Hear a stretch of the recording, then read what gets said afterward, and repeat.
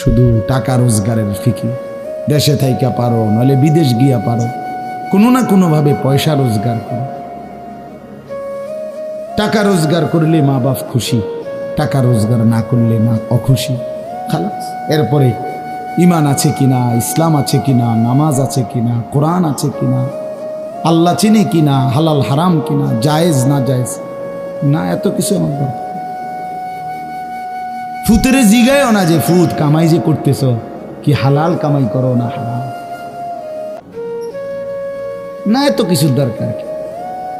টাকা দিতেছে, খাইতেছে, ঘুমাইতেছে, বিল্ডিং করতে আসে, জমি কিনতে আসে, আপেল মালটা খাইতেছে।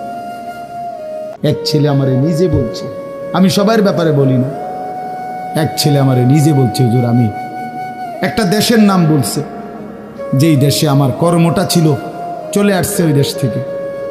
আমার বলছে, হুজুর আমার কর্মটা হলো এই, মদের বার, মদের হোটেলে নারী পুরুষ উলঙ্গ জিনাবে বিচার করে, আমার দায়িত্ব শুধু পাশে দাঁড়িয়ে মদের বোতল নিয়ে দাঁড়ায় থাকা। যতবার তারা চায় অতবার তাদেরকে মদ গ্লাসে ঢেলে দেওয়া, তাদের হাতে তুলে দেওয়া। এর বিনিময়ে আমার মাসে বেতন 2 লাখ টাকা। মুসলমান মুসলমান মুসলমানের সন্তান, বাংলাদেশের সন্তান। তো এই টাকা যখন বাবা খাচ্ছেন,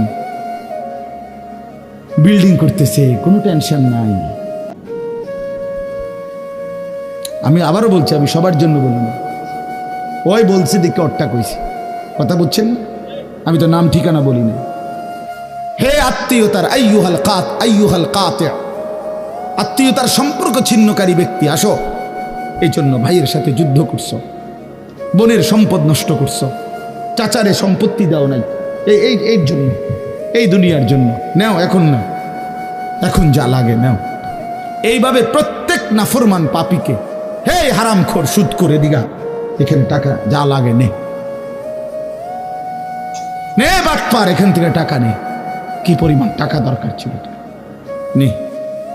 এইভাবে রাসূলুল্লাহ সাল্লাল্লাহু আলাইহি সাল্লাম বলেন, দুনিয়ার এই সম্পদগুলো কথা বলবে আর ডাকবে, ডাকলে মানুষ, আচ্ছা এটা তখন কেরম লিখবো,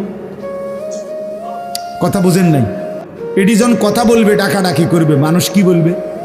লোকেরা তো সবাই দাঁড়াইছে, মানুষও তো দাঁড়াইছে, তারারই তো ডাকতেছে, তো তারা কি বলবে? ওয়াকালাল ইনসানু মা লাহা, আল্লাহ নিজেই বলতেছে, লোকেরা তখন মানুষগুলো বলবে মা লাহা, এটা কি হলো, আরে এইটা কি কারবার, এগুলো কথা বলে কেমনে, এগুলো কি কয়, এরা আমারে চিনলো কেমনে, আমি যে সিটার, আমি বাটফারে চিন্না লাইলো, ইন্নালিল্লাহ, একেবারে পুরা ধরা, অনবিচার আচার কিছুই শুরু হয়েছে না, এখনই বেজ্জতি, বাকিটা তো অবস্থা খারাপ। মানে অর্থাৎ মানুষগুলো অবাক হয়ে বলবে মা লাহা, কি হলো জমিনে, কি হলো এগুলোর, এরা এমন করছে কেন, এরা কথা বলছে কেন? আল্লাহ বলেন ইয়াউমাইদিন তুহাদ্দিসু আখবারাহা, আল্লাহ তাআলা বলেন, বান্দা হে কি দেখছো হবে, এই মাত্র দেখলা স্বর্ণ রূপ্য টাকা পয়সা কথা বলে, এখনো না দেখবা আসল খেলাটা।